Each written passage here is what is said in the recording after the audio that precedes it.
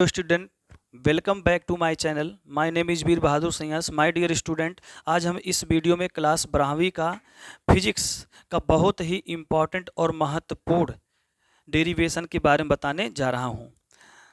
जैसा कि यहाँ पर लिखा हुआ है, एक समान वैद्युत क्षेत्र में वैद्युत द्विध्रुव को घुमाने में किया गया कार्य। और इसके पहले का जो हेडिंग था वह था एक समान वैद्युत क्षेत्र में वैद्युत द्विध्रुव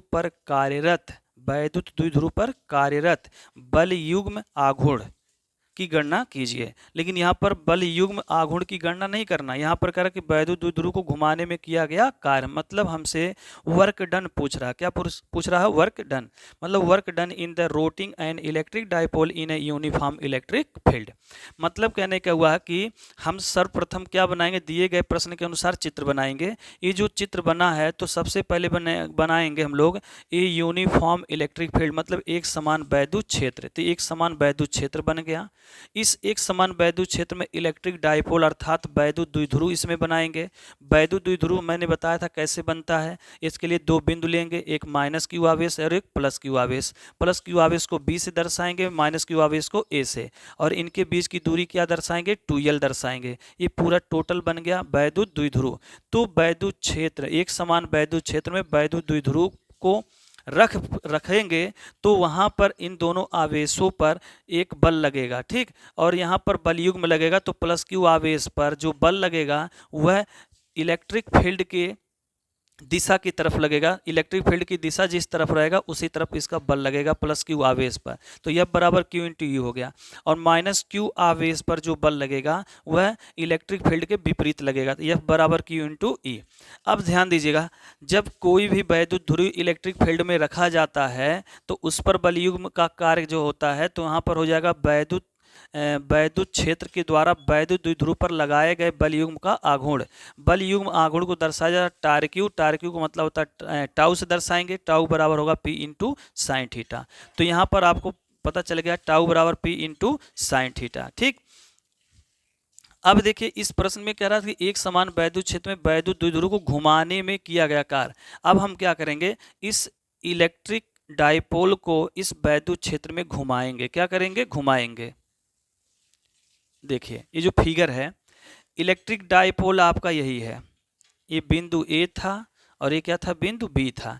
ये जो ए और बी इलेक्ट्रिक डाइपोल है, इस इलेक्ट्रिक डाइपोल को हम क्या करते हैं, ठीक है, अल्प कोण पर, मतलब डी थीटा का मतलब होता है कि ये अल्प कोण दर्शाएगा, मतलब शॉर्ट एंगल या स्मॉल एंगल पर जब इसको घुमाएंगे ना तो वहां पर θ1 ये जो है ये क्या बन जाएगा? θ2 बन जाएगा। तो θ1 पर था आपका थीटा था और θ2 पर क्या बन गया? डी थीटा या डेल्टा थीटा, जहां पर अल्प कोण बनाया। कौन सा कोण बनाया? अल्प कोण बनाया, ठीक। अब अल्प कोण जब बनाया है तो ध्यान दीजिए यहां पर, अब इसका हम डेरिवेशन करने जा रहे हैं, अच्छे से देखिएगा। अब घुमाने पर जो वर्क निकालना है इसको अच्छे देखिए। देखिए, जो वर्क आप लोग क्लास 9th में पढ़े होंगे तो पढ़े होंगे W बराबर होता है F इंटू डी, मतलब वेक्टर लगा दीजिए, वेक्टर W बराबर vector F into vector D हो गया, ठीक।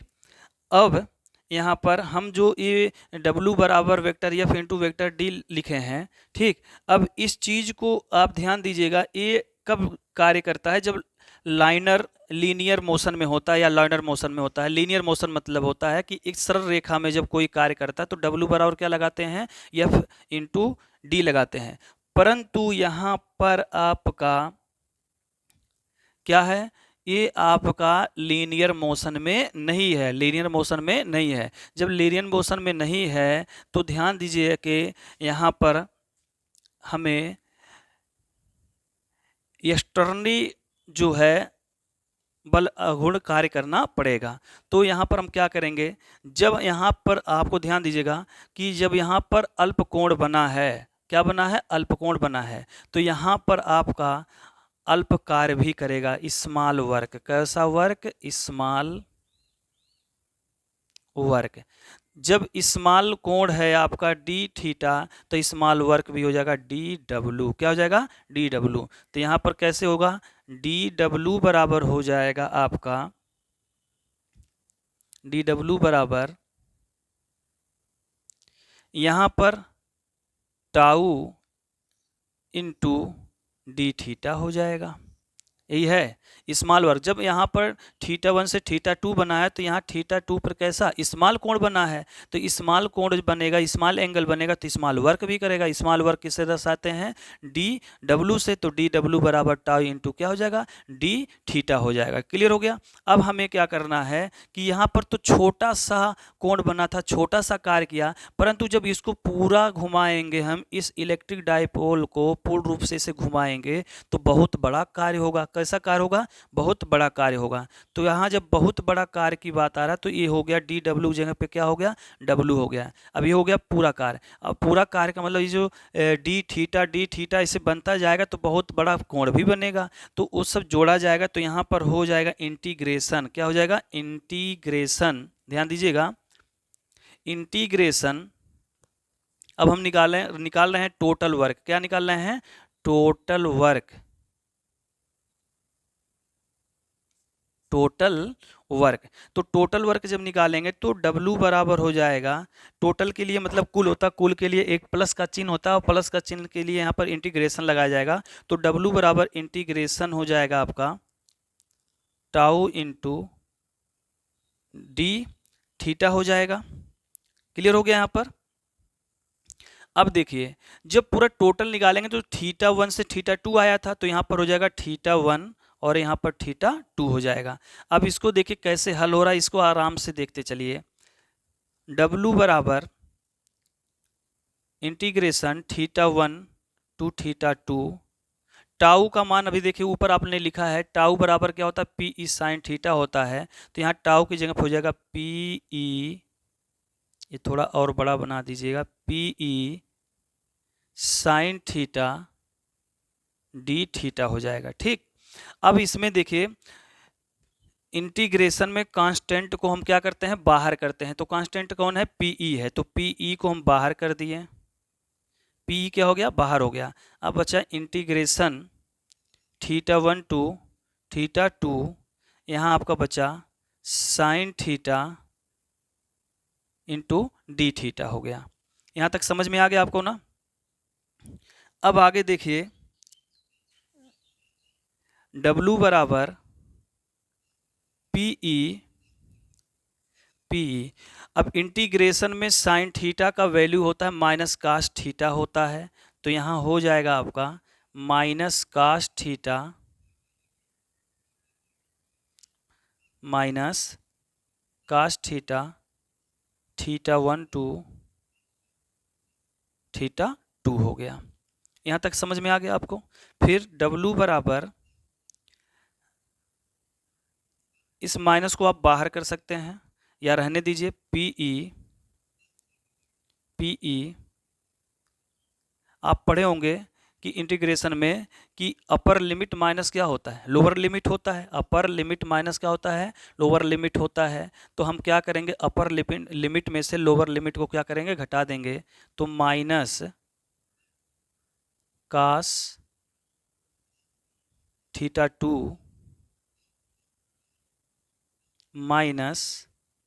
माइनस कास θ1 हो गया।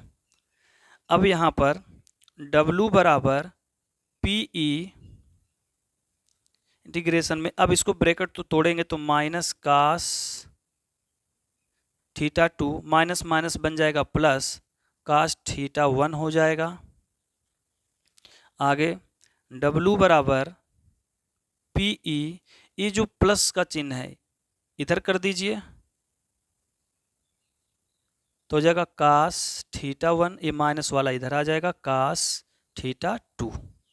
ये हो गया आपका एक समान वैद्युत क्षेत्र में वैद्युत द्विध्रुव को घुमाने में किया गया कार्य का ये फार्मूला हमने क्या किया, बहुत ही सरल और आसान तरीका से क्या किया, प्राप्त कर लिया, है ना।